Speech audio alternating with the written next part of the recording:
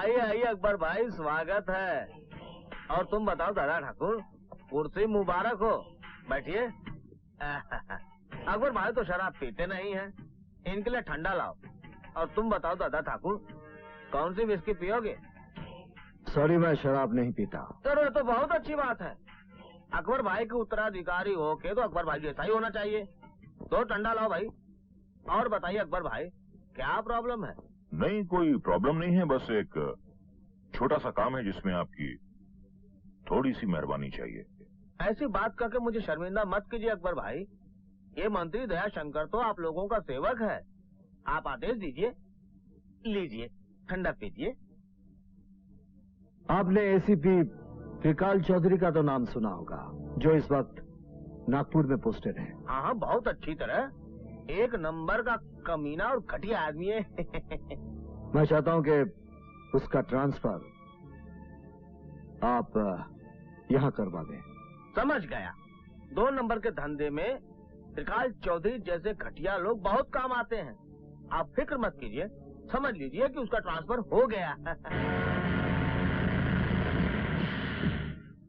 Good morning पापा। Good morning बेटे। Good morning Akbar भाई। गुड मॉर्निंग अमूल बेटे। हम आपके भाई नहीं, दोस्त हैं। किस बात की दोस्ती? पापा को तो कभी टाइम ही नहीं मिलता, और आप भी कभी हॉस्टल में मुझे मिलने नहीं आते। अकबर भाई, ये साडा पुत्र सही शिकायत कर रहा है। भाई दादा ठाकुर, अमूल बाबा की ये शिकायत बिल्कुल जायज है, इसलिए आपको हमारे बड़े भाई साहब के लिए हर हालत में वक्त निकालना होगा। आपने ठीक कहा अकबर भाई।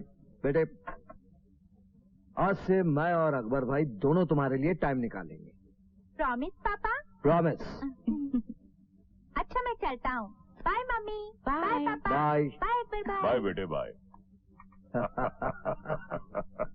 हायर से हायर एजुकेशन करने के लिए मैंने इसे अमेरिका भेजा, लेकिन भगवान का लाख लाख शुक्र है, ये अपने संस्कार और भाषा को नहीं भूला। ये तो अच्छी बात है माधव साहब। हायर एजुकेशन के लिए लंदन या अमेरिका जाने में कोई बुराई नहीं। बुराई तो इसी में है कि उनकी तहजीब और उनके कल्चर को अपनाने की। आपने बिल्कुल सही कहा दादा ठाकुर। माधव साहब, अब यही बात नई नस्ल को समझाना तो बहुत मुश्किल है। हाँ माधव साहब, ये मेरी बीवी कामना और मेरी बहन रेशमी। नमस्ते। बैठो बेटी, बैठो। रश्मि बिटिया, तुम साक्षात लक्ष्मी हो। दादा ठाकुर, ये तो आपकी जिद थी, जो विवेक बेटे को लेकर रश्मि बिटिया को देखने के लिए मैं यहाँ चला आया। मेरी तरफ से तो रिश्ता पक्का ही समझिए आप। माधव साहब, मैंने आपको विवेक के साथ यहाँ इसलिए नहीं बुलाया कि आपका बेटा मेरी बहन को देखे और पसंद करे, बल्कि इसलिए बुलाया था कि मेरी बहन आपके बेटे को देखकर पसंद या नापसंद कर सके। खैर, आपने अपनी तरफ से रिश्ता तय कर लिया है, इसलिए बहुत बहुत शुक्रिया। लेकिन मैं हाँ या ना का फैसला मेरी बहन की मर्जी जानने के बाद ही बताऊंगा। आपने सही कहा दादा ठाकुर। सुखी जीवन के लिए लड़का लड़की का एक दूसरे को समझना बहुत जरूरी है। खैर, आपकी राय का इंतजार रहेगा मुझे। अच्छा, हम चलते हैं। नमस्ते। नमस्ते। नमस्ते। रश्मि, माधव साहब इस शहर के कुछ गिने चुने अमीरों में से हैं। उनके परिवार की समाज में एक पहचान है। विवेक उनका इकलौता बेटा है। मैं जानना चाहूंगा कि तुम्हें विवेक पसंद है या नहीं। जिंदगी का तजुर्बा मुझसे ज्यादा आपको है भैया। मैं अपने बारे में कोई फैसला नहीं कर सकती।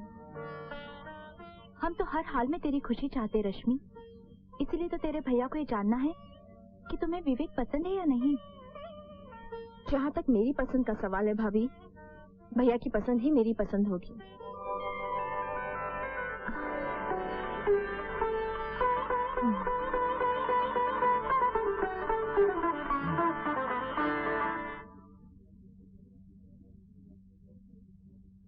Sir, I was very happy. Nagpur मुझे अब तक समझ में नहीं आया कि मेरा ट्रांसफर यहाँ क्यों करवा दिया गया। इसमें परेशान होने की क्या बात है मिस्टर चौधरी? आपको तो खुश होना चाहिए। बहुत सारे ऑफिसर चाहते हैं कि उनका ट्रांसफर इस शहर में हो जाए, मगर होता नहीं। वो तो ठीक है सर, लेकिन पता नहीं ऐसा लगता है कि मेरे इस अचानक ट्रांसफर के पीछे कोई बात है। मैं इसके बारे में तुम्हें कुछ नहीं बोल सकता।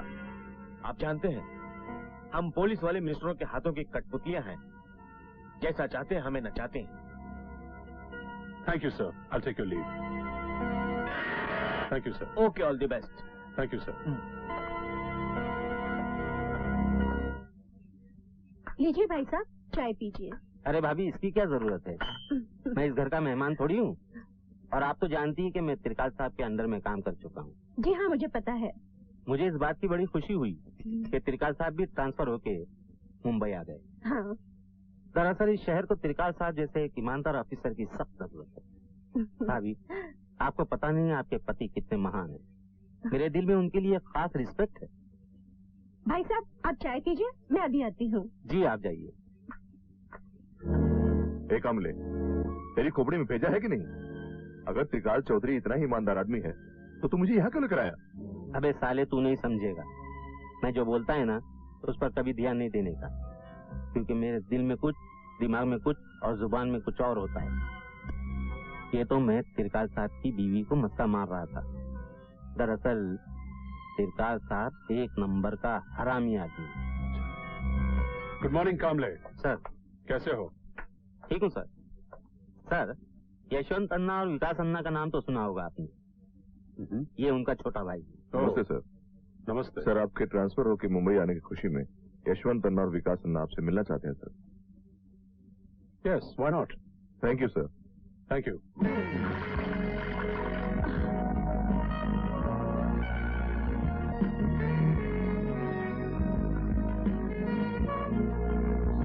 मैं अभी कपड़े चेंज करके आती हूँ। ओके।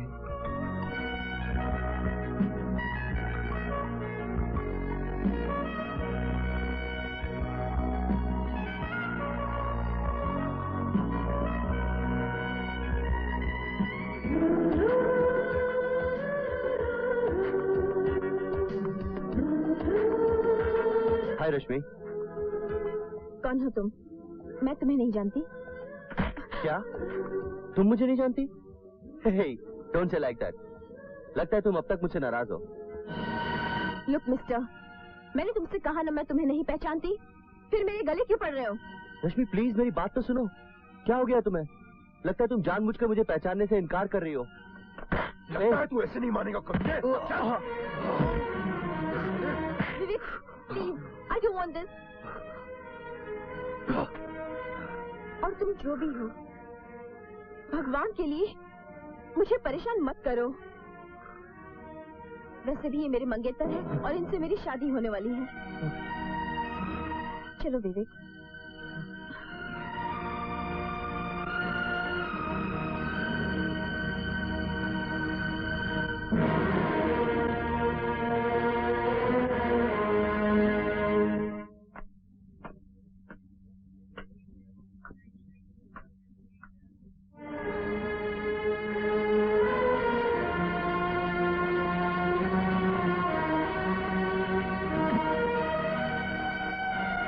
मैं जानती हूँ इस वक्त तुम्हारे अंदर तूफान सा उठ रहा होगा। अनगिनत सवाल जहरीले नाग बनकर तुम्हारे दिलो दिमाग को डस रहे होंगे। बिल्कुल ठीक समझा तुमने। देखो रश्मि, हम दोनों एक दूसरे के जीवन साथी बनने वाले हैं, इसलिए मेरा ये जानना बहुत जरूरी है कि उस लड़के के साथ तुम्हारा क्या रिश्ता है। तुम्हारा ये कहना एकदम जायज है। मैं खुद भी तुम्हें अपने बीते हुए कल के बारे में सब कुछ बता देना चाहती हूँ। मेरे भैया, जिन्हें लोग दादा ठाकुर के नाम से जानते हैं, दरअसल वो पहले कांस्टेबल थे। भाभी, भाभी, हेलो भाभी जी। आ रही हूँ, आ रही हूँ। इतना चिल्ला क्यों रहे हो तुम? ये देखो, आपने जो जो सामान कहा था सब लेके आया हूँ। ये लिस्ट है, चेक कर लो। चेक कर लो? मैं अच्छी तरह से जानती हूँ तुम जो भी लाए हो बिल्कुल सही लाए हो। वो तो है भाभी जी। गुड मॉर्निंग देवराज भैया। अरे गुड मॉर्निंग सर। अरे ये क्या देवराज भैया, आप में आत्मसम्मान नाम की कोई चीज है या नहीं? क्या मतलब? मतलब ये है कि आप एक सरकारी नौकर हैं और आपको हमारे घर का कामकाज करना शोभा नहीं देता। सुन लो भाभी, इनके घर का मतलब ये घर हमारा है ही नहीं। कौन कहता है कि ये घर तेरा नहीं है? अरे बाबा, मैं तो तुझे अपने परिवार का एक सदस्य समझती हूँ। सुन लिया मिस्टर इंदर, भाभी की इस बात का कोई जवाब है आपके पास? अरे ये हवलदार अगर अपने ही घर का कामकाज करे तो इसमें बुराई क्या है? समझ गया ना?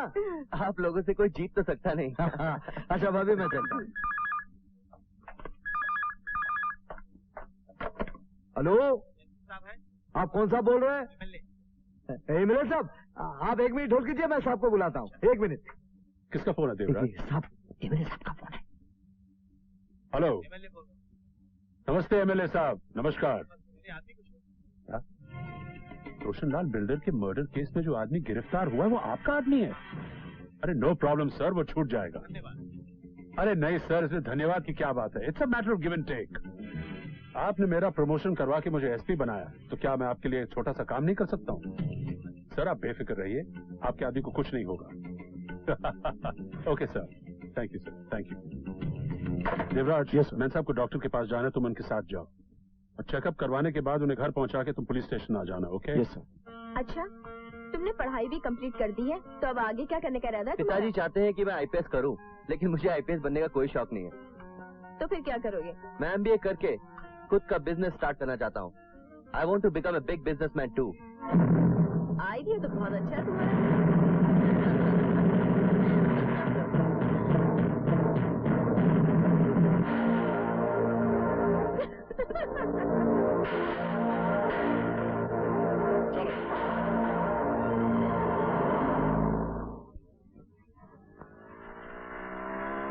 Hi mom. हाय बेटा। इंदर, जी पिताजी। इधर आओ। वो लड़की कौन थी तुम्हारे साथ? कौन सी लड़की? वही जिसे तुम इतने प्यार से कोका कोला पिला रहे थे। वो देवराज भैया की बहन है रश्मि। मैं उससे बहुत प्यार करता हूँ और उससे शादी भी करना चाहता हूँ। तुम जानते नहीं तुम क्या कह रहे हो। शादी विवाह का रिश्ता हमेशा बराबर के लोगों में होता है। और देवराज देवराज एक मामूली सा हवलदार है। उसकी बहन किसी भी कीमत पर इस परिवार की बहू नहीं बन सकती। क्यों नहीं बन सकती? क्योंकि वो हमारी तरह अमीर नहीं है। मगर ये आपकी भूल है पिताजी। मोहब्बत को दौलत के तराजू में नहीं तोला जा सकता। एक बात और सुन लीजिए, जो प्यार करना जानते हैं वो बड़े से बड़े तूफान से भी टकराना जानते हैं। मैं रश्मि से सच्ची मोहब्बत करता हूँ और उसके साथ जीने और मरने का फैसला कर चुका हूँ। Shut up! बंद करो अपनी बकवास। त्रिकाल चौधरी के होते हुए इस घर में किसी और को फैसला करने का कोई अधिकार नहीं। और एक बात तुम भी कान खोलकर सुन लो, मान सम्मान और घर की इज्जत के लिए त्रिकाल चौधरी कुछ भी कर सकता है। अगर तुमने अपनी जिद नहीं छोड़ी तो त्रिकाल तुम्हारी रश्मि के लिए काल बन जाएगा।